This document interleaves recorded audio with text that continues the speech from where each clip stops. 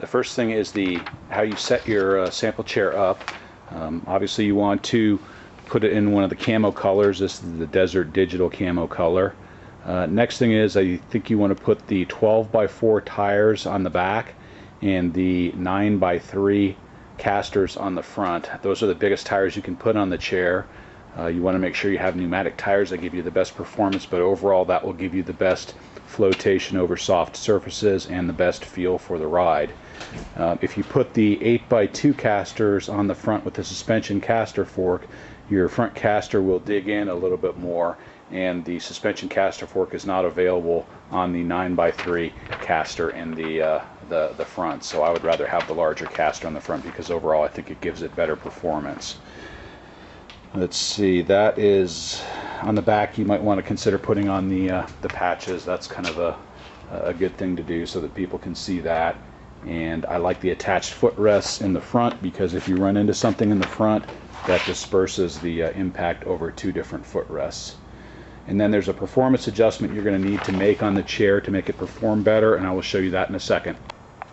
Okay, when you separate the seat frame from the base of the chair and you take the shroud off, you get to the point where you can adjust the where the wheelbase is set up on the chair. And if you look at these bolts right here, if you can move these bolts forward or rearward on the chair, that moves the whole base forward or backward.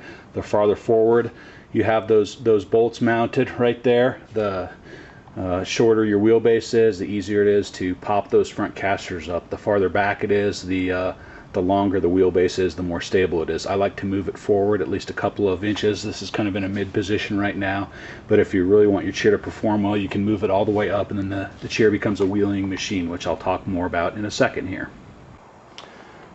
Okay, when you bring those rear wheels forward on the chair, when you move those forward, it brings the whole battery pack forward underneath the chair farther also, so it makes the overall length of the chair shorter, and so that helps the appearance as well as gives you some improved performance. And what happens with the P222 is, as with every wheelchair, when you're driving forward in the chair, the first part of the chair to encounter an obstacle is usually going to be that front caster. So if that front caster up there can't climb over the obstacle, then you have a difficult time getting the rest of the chair over any type of an obstacle.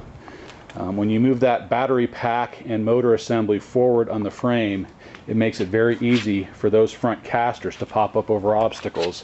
What I'm going to do here is I'm going to put my fingers right on one of the back canes, and just with a little bit of a pull I can pop that wheel up. And so that's what allows you to wheelie, is moving that drive wheel base forward. Also, it puts more of the driver's weight closer to being over the axle of the motor, which is where your power in the wheelchair is coming from. So it gives you better traction as you move that front wheel forward. Okay, if you look at this picture closely, you've got almost 4 inches of ground clearance between the P222 and the bottom of the P222 and the ground. That's great for anyone who drives a four-wheel drive truck. You know that things hang out underneath will cause you to get hung up, and that just doesn't happen very often on the 222. Okay, between the base frame and the lower frame, the base frame and the seat frame, what we're looking at here is a leaf spring suspension system, which dampens the ride for the user, giving the 222 a comfortable ride on rough surfaces. To know the capability of your product, demonstrate it in your garage and in your yard, and then you have to be able to demonstrate this capability to your therapists and to your users.